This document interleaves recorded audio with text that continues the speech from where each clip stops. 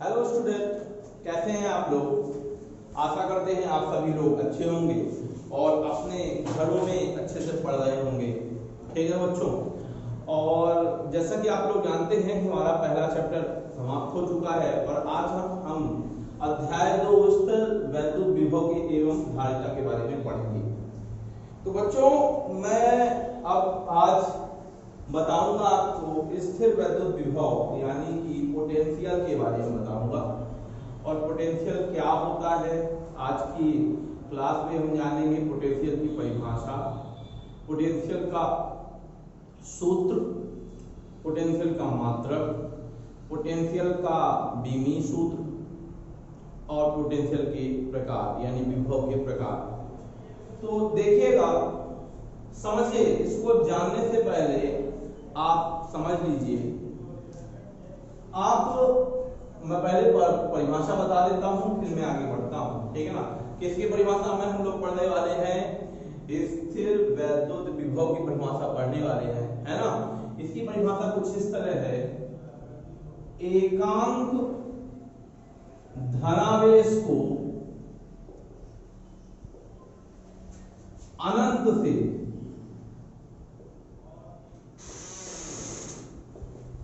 विद्युत क्षेत्र के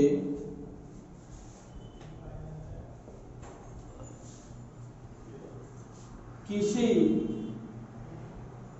बिंदु तक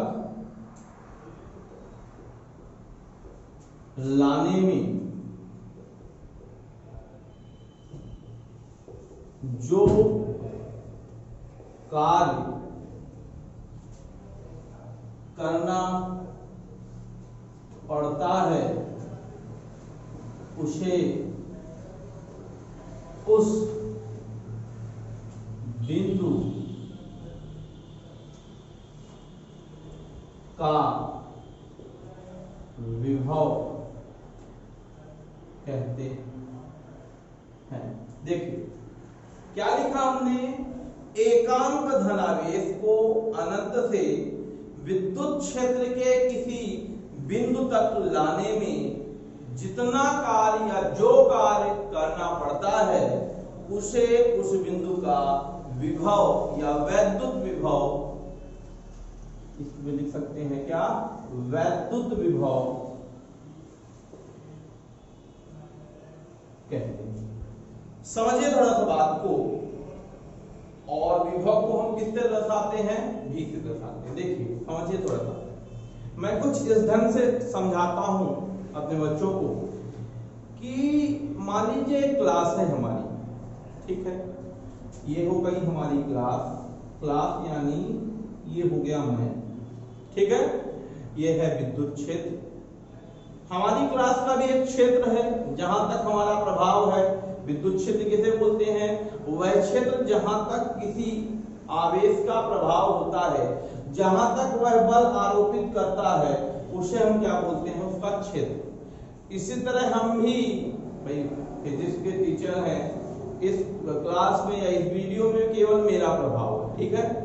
अब अगर मैं कोई दूसरा चार्ज इसके अंदर प्रवेश करा हूं, मान लीजिए प्लस चार्ज ही प्रवेश करा रहा हूं, तो वही प्लस प्लस को क्या करता है बच्चों? प्लस प्लस को दूर भेजता है, यानी प्लस इसके अंदर आने नहीं देगा, इसको दूर भगाएगा, ठीक है। तो भाई ये अंदर प्रवेश नहीं करेगा, Q0 जो है अंदर प्रवेश नहीं करेगा अपने से। लेकिन अगर आप जबरदस्ती कोई आवेश को अंदर प्रवेश कराएं तो भाई इस आवेश के विरुद्ध काम करना पड़ता है ना। भाई इस बल के, जो इसमें प्रतिकर्षण बल लगाएगा इस पर, उसके विरुद्ध काम करना पड़ेगा। सेम उसी तरह मैं इसको ऐसा समझाऊं कि मैं फिजिक्स की क्लास ले रहा हूं आपकी, और अगर किसी दूसरे बंदे को या दूसरे टीचर को आपकी क्लास लेनी है तो हमको क्या करना पड़ेगा? हमारी क्लास को अवरोध करना पड़ेगा, रोकना पड़ेगा या हटाना पड़ेगा। मैं चला जाऊंगा तभी दूसरा आएगा।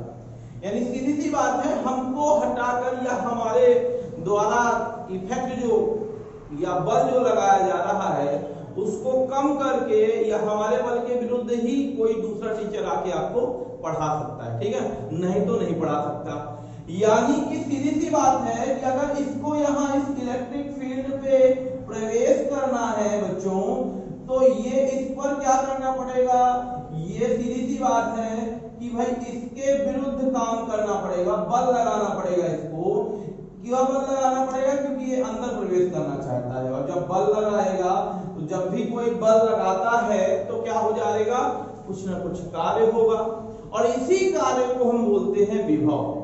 तो इसकी परिभाषा कैसे देते हैं, किसी एकांक धनावेश को, कैसे, किसी एकांक धनावेश को, कोई भी धनावेश को किसी विद्युत क्षेत्र के किसी बिंदु तक लाने में, कहां से लाने से हमको नहीं पता है कहां से आया है, तो अनंत से किसी बिंदु तक लाने में जो भी कार्य करना पड़ता है उसे हम क्या बोलते हैं, वैद्युत विभव कहते हैं। फिर से देखिए बच्चों, किसी एकांक धनावेश को, एकांक धनावेश हो गया, किसी एकांक धनावेश को अनंत से, कहां से बच्चों, अनंत से विद्युत क्षेत्र के, कहां, विद्युत क्षेत्र के किसी बिंदु तक लाने में जो भी कार्य करना पड़ता है उसे ही हम क्या बोलते हैं, वैद्युत विभव कहते हैं बच्चों।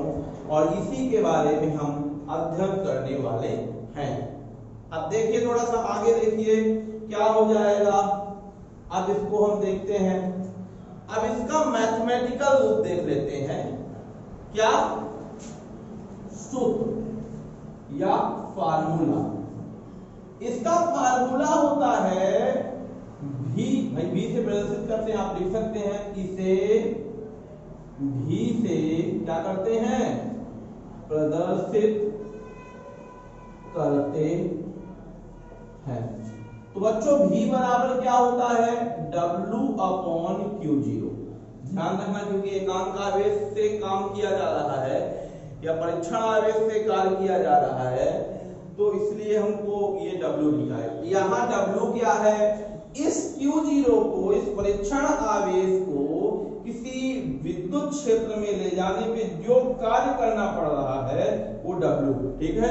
और मान लो किया गया कार्य W, परीक्षण आवेश Q0, तो W/Q0 इक्वल टू भी हमारा क्या बनेगा, फार्मूला बनेगा बच्चों। अब इस फार्मूले को ध्यान रखना, W/Q0, ठीक है। अब इसका मात्रक भी हम निकाल देते हैं बच्चों। तो मात्रक क्या बनेगा इसका, देखिएगा, मात्रक यानी भी का मात्रक जो बनेगा वो दो चीजों से मिलकर बनेगा, W का मात्रक बटे Q0 का मात्रक। तो बच्चों एक बात ध्यान रखना, W यानी कार्य, Q0 यानी आवेश, तो इसका मात्रक, कार्य का मात्रक बटे आवेश का मात्रक। तो बच्चों कार्य का मात्रक क्या होता है, कार्य का मात्रक होता है आपका जूल, क्या होता है, जूल, और आवेश का मात्रक होता है कूलाम, ठीक है। और जूल प्रति कूलाम भी का मात्रक होता है, और इसका एक नाम होता है वोल्ट, क्या होता है, वोल्ट होता है इसका नाम। तो ध्यान रखना, भी का मात्रक क्या होता है, जूल प्रति कूलाम या वोल्ट होता है इसका मात्रक। इसका मात्रक क्या होता है, जूल प्रति कूलाम या वोल्ट होता है इसका मात्रक। इसका मात्रक बच्चों भी का मात्रक। इसका स्क्रीनशॉट आप ले लेंगे, ठीक है। अब जो है मैं इसके आगे बीमी सूत्र को बताऊंगा, ठीक है।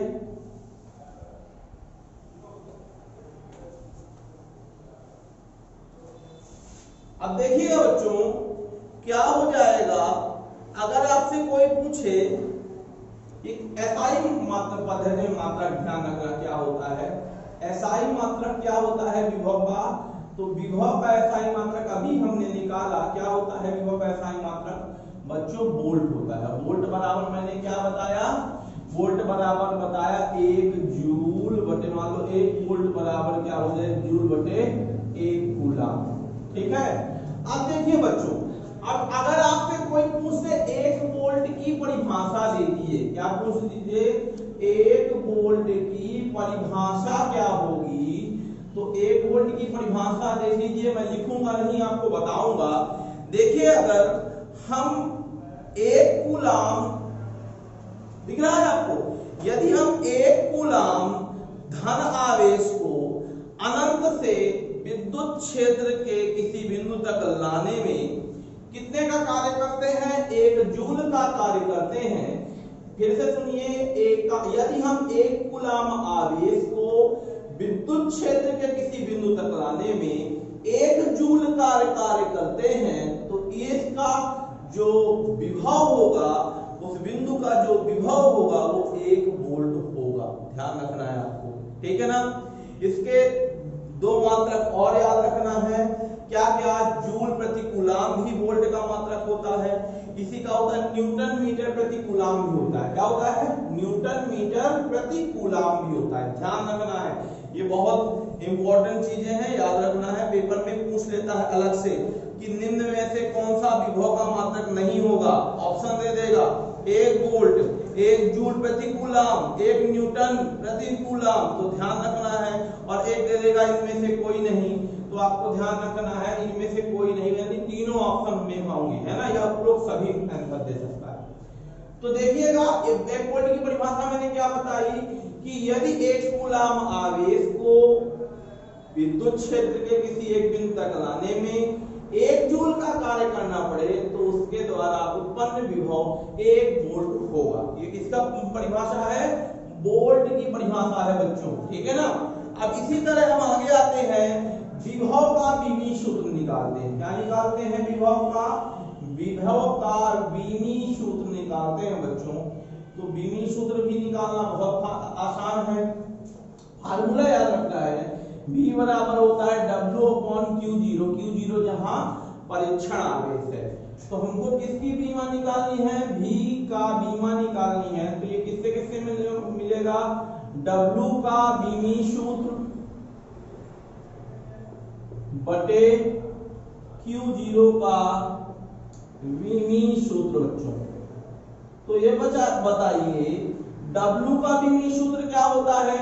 आपको मालूम होना चाहिए mL2T-2। ये किसका बीमी सूत्र है? W यानी कार्य का। और Q0 का क्या होता है बच्चों? AT होता है, ठीक है? तो V का बीमी सूत्र क्या हो जाएगा? V का बीमी सूत्र जो बनेगा बहुत आसान है। देखिए, आप लोग भी ऐसे ही निकालेंगे, ठीक जैसा मैं निकाल रहा हूं। हमने कार्य का बीमी सूत्र लिखा, Q0 का बीमी सूत्र लिखा। अब इसको ऊपर ले जाएंगे तो देखिएगा T एक और बढ़ गया ना, तो mL2 इनमें कोई परिवर्तन नहीं होगा। T ऊपर जाएगा तो भाई 2 थे माइनस, अब 3 माइनस हो जाएंगे और A-1 हो जाएगा। यानी कितना हो गया? mL2 T-3 A-1 हो गया, ठीक है ना बच्चों? अब मैंने एक चीज और बताया था आप लोगों को, इसको याद करने का तरीका। क्या बताया था आपको? अगर आपको ये बीमी सूत्र डायरेक्ट याद करना है तो ध्यान रखना है, इतना बस ध्यान रखिए, अगर mLTA के फॉर्म में है और 12/31 है, 12/31, 12 यानी पहले 2 12 और लास्ट के 2 31, 12/31 याद रखना है। तो ये सरलतम रूप से भी आप इसको याद कर सकते हैं। तो ये क्या था हमारा? विभव का बच्चों, क्या था विभव का था हमारा बीमी सूत्र था बच्चों। तो इसकी स्क्रीनशॉट आप लोग ले लेंगे और इसको भी अच्छे से आप लोग कर लेंगे, ये भी पेपर में आ जाता है बच्चों, ठीक है ना? अब देखिएगा आप आगे, ठीक है?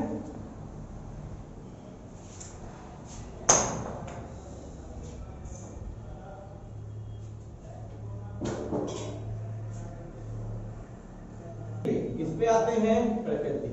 प्रकृति यानी नेचर, नेचर यानी आप दिशा के बारे में बताएंगे। तो कार्य क्या है? देखिए, ये भी जो है W/Q0 से बना है और W भी हमारी अदिश राशि है और Q भी हमारी अदिश राशि है। मतलब ध्यान रखना है कि ये जो है विभव किया गया कार्य है, इसीलिए कार्य एक अदिश राशि से विभव भी क्या होगा? विभव एक कौन सी राशि होगी? अदिश राशि होगी। क्यों होगी बच्चों? क्योंकि भाई इसका फार्मूला होता है V बराबर W/Q0।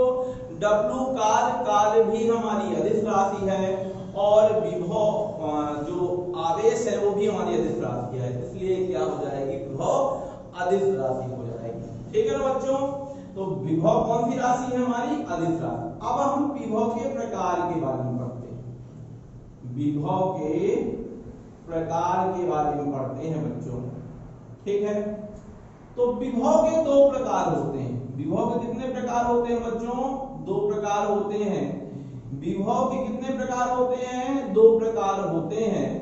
और इन दोनों प्रकारों में ध्यान देना है आपको। पहला प्रकार है धनात्मक विभव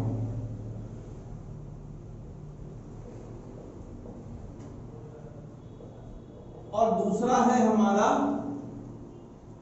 ऋणात्मक विभव। अब इस बात को आपको समझना है कि धनात्मक विभव क्या किसे बोलते हैं और ऋणात्मक विभव किसे बोलते हैं। देखिए, मैंने आपको बताया कि ये प्लस क्यू आवेश है, इस पर एक परीक्षण आवेश प्रवेश कराया जाएगा तो ये इसको क्या करेगा, रिपेल करेगा। ठीक है ना, ध्यान दीजिए, अब हम इसके विरुद्ध काम करेंगे। इसके क्या, विद्युत क्षेत्र के विरुद्ध। ठीक है, तो भाई जब ये प्लस प्लस को क्या करेगा, आपका प्लस प्लस को क्या करेगा, रिपेल करेगा, है ना। तो सीधी सी बात है कि भाई ये जो रिपेल यानी प्रतिकर्षित करेगा, तो हम प्रतिकर्षण के विरुद्ध इसको अंदर ले आएंगे। यानी विद्युत क्षेत्र की तीव्रता के विरुद्ध जब काम होता है तो ये कौन सा विभव कहलाता है, धनात्मक विभव कहलाता है। अगर इसी के विपरीत ये अगर प्लस क्यू की जगह माइनस क्यू होता, अंदर जो आवेश है हमारा माइनस क्यू होता, तो भाई ये माइनस प्लस को क्या करता, माइनस प्लस को आकर्षित करता। यानी आपको कोई काम नहीं करना पड़ता, ये जो काम होता वो विद्युत क्षेत्र के कारण होता। किसके कारण होता, विद्युत क्षेत्र के कारण। अब देखिए, दोनों कार्य करने के तरीके पर डिपेंड करता है। ठीक है, फिर से सुनिएगा, धनात्मक विभव किसे बोलते हैं और ऋणात्मक विभव किसे बोलते हैं। ठीक है ना। अब जब एकांक धनावेश को अनंत से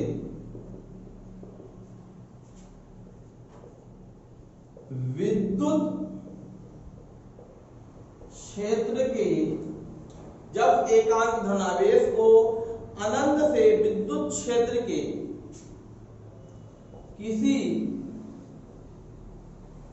बिंदु तक लाने में विद्युत क्षेत्र के विरुद्ध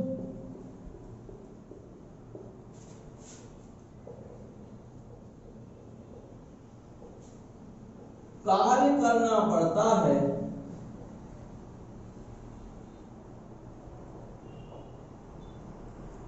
तो वह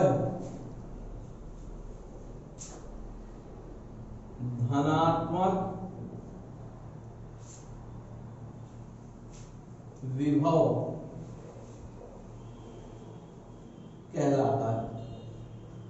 मैंने यहां बात बताई ना बच्चों कि भाई ये Q0 था, इसके भाई ये अंदर प्रवेश नहीं कर सकता साधारण रूप से। आप इसको अंदर ले जाएंगे तो इसके प्रतिकर्षण बल के विरुद्ध काम करेंगे। यानी कि विद्युत क्षेत्र के विरुद्ध जब काम होता है या विद्युत बल के विरुद्ध काम होता है, विद्युत बल के या विद्युत क्षेत्र के क्या होता है, विरुद्ध कार्य करना पड़ता है, तो उस बिंदु का विभव कैसा कहलाता है, हमारा धनात्मक विभव कहलाता है। वह उस बिंदु पर विभव कैसा होगा, धनात्मक विभव कहलाएगा। ठीक है ना बच्चों, कि जब किसी बिंदु को, जब किसी एकांक धनावेश को अनंत से विद्युत क्षेत्र के किसी बिंदु तक लाने में विद्युत बल के विरुद्ध काम करना पड़े, तो ये जो हमारा क्या कहते हैं, ये कार्य जो होगा ये धनात्मक कार्य होगा। यानी कि हमारा जो विभव होगा वो कैसा होगा, धनात्मक विभव होगा। ठीक है ना। अगर इसी में सूक्ष्म परिवर्तन कर दे, इसको नोट कर लीजिएगा, मैं इसको इसके साथ ले लीजिए आप। ठीक है ना। और अब मैं बताऊंगा आप लोगों को ऋणात्मक विभव के बारे में। ठीक है ना, देख लीजिए, ऋणात्मक विभव इसी में थोड़ा सा परिवर्तित करेंगे और बन जाएगा आपका क्या, ऋणात्मक विभव। कैसे बनेगा ऋणात्मक विभव, जब एक एकांक धनावेश को अनंत से विद्युत क्षेत्र के किसी बिंदु तक लाने में विद्युत बल के विरुद्ध नहीं, विद्युत बल के द्वारा। अब देखिए, अगर एकांक धनावेश को यहाँ पास ये माइनस चार्ज आ गए मान लीजिए, और ये यहाँ पास आएगा तो सीधे खींच लेगा, तो इस विद्युत बल के कारण या बल के द्वारा काम होता है, इस विद्युत बल के द्वारा जब काम होता है तो इस का कार्य जो है हमारा क्या कहलाता है, तो वह बिंदु का ऋणात्मक विभव कहलाता है। तो बच्चों, ये था हमारा विभव का मात्रक, विभव का विमीय सूत्र, विभव का प्रकृति, विभव के प्रकार। तो इस तरह से हम लोग आज विभव की परिभाषा के बारे में, विभव की प्रकृति के बारे में, विभव के प्रकार के बारे में हमने जाना।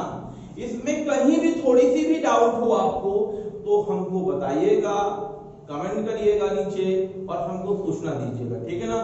आपका रिस्पॉन्स नहीं आता है तो भाई हमको कैसे पता चल रहा है, चलेगा कि भाई आप लोगों को समझ में आ रहा है।